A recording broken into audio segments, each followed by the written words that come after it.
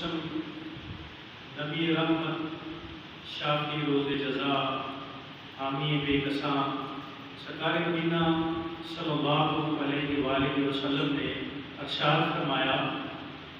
اگر کوئی مسلمان بھائی اپنے مسلمان بھائی کی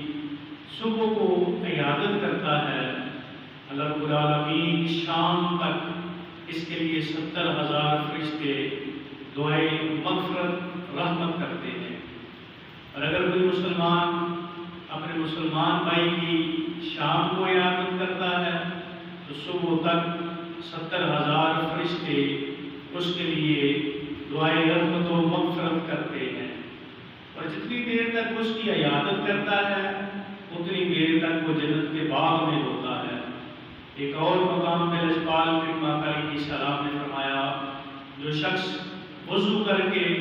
اور محض ثواب کی نیت سے اللہ کی رضا کی خاطر